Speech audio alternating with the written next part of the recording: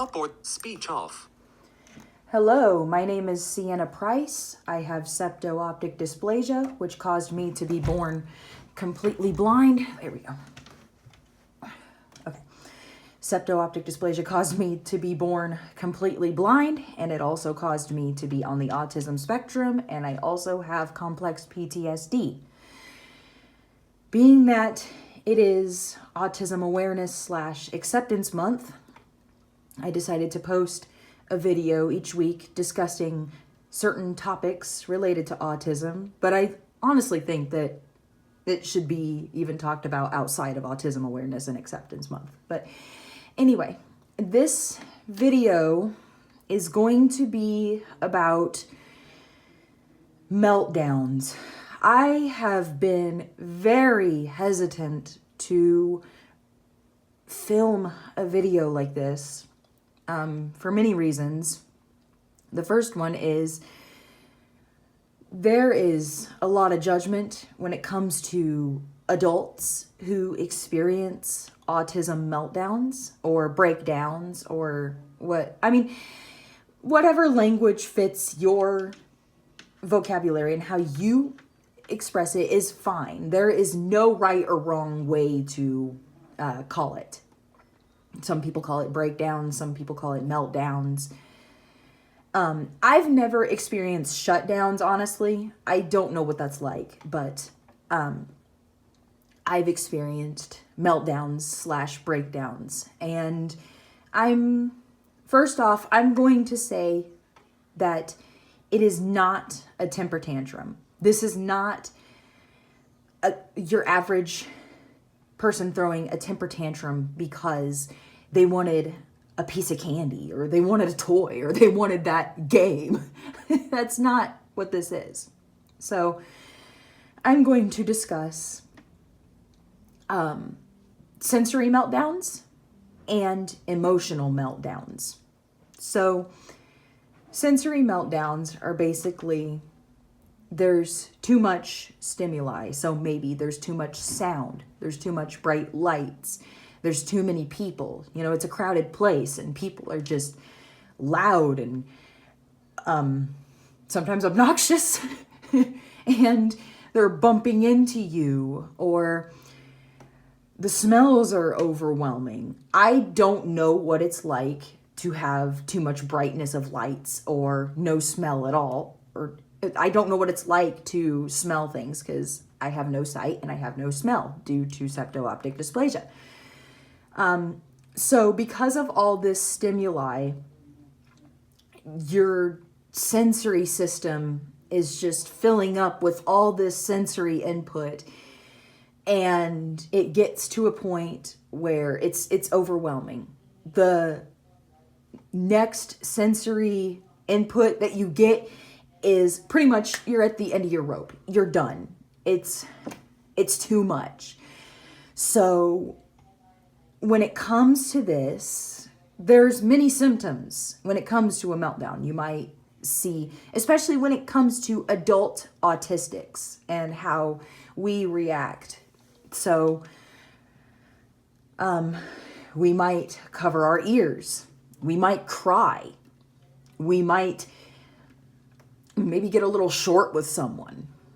And it's not because we're spoiled or we're having a temper tantrum. No, it's because there's too much sensory going on.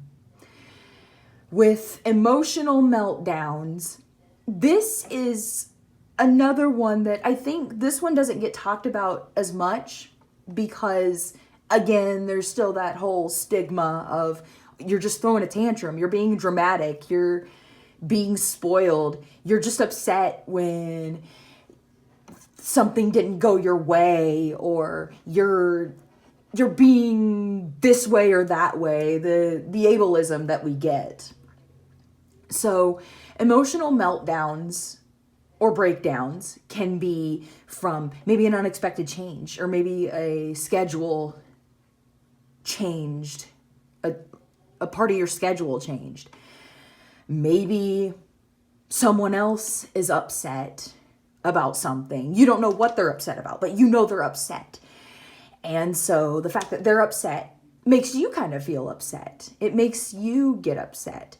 Or sometimes, at least in my case, I can't speak for everyone else.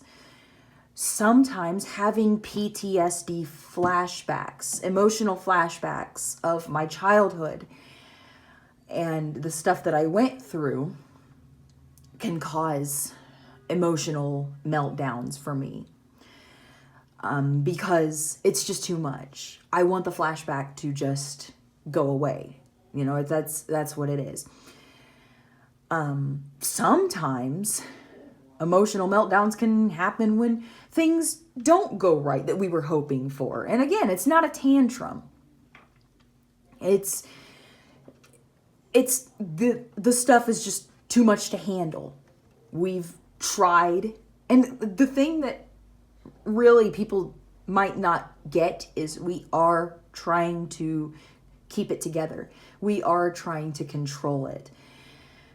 You know, we're not trying to seek attention or sympathy or whatever people think. My meltdowns or breakdowns,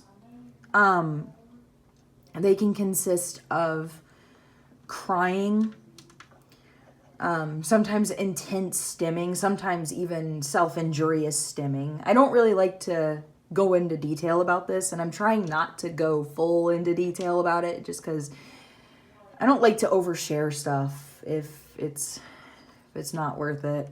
But those are some of the things that I exhibit when you're doing great. That's what I exhibit when having emotional meltdowns or sensory meltdowns or any of that. This is just, I've been afraid to make a video like this, not just because of the judgment, but also I don't like to paint autism with this, I don't like to paint autism in this negative, bad light. But also, I feel like if I didn't talk about this, I wouldn't be honest with myself. I wouldn't be honest with the autism community. Because, the reality is, autism is not all doom and gloom, but at the same time, autism is not all rainbows and sunshine and buttons and butterflies and rainbows and Skittles. There's good. We have good days. We have bad days. We can go a long time without having meltdowns. Now, I will say one thing I do experience after meltdowns, and I know I am not the only one with this. The self-shame, the self-loathing. And I think this stems from trauma, childhood trauma, and that ableism of being told, you're not a baby. You need to grow up. You need to learn to not cry. You need to learn to not get angry. You need to learn to not get upset. All that stuff. But yeah, that's...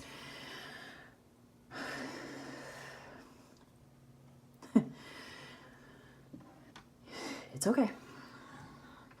You're doing great. But that's pretty much what I wanted to talk about in this video. And I hope you enjoyed it, and I will see you in the next one.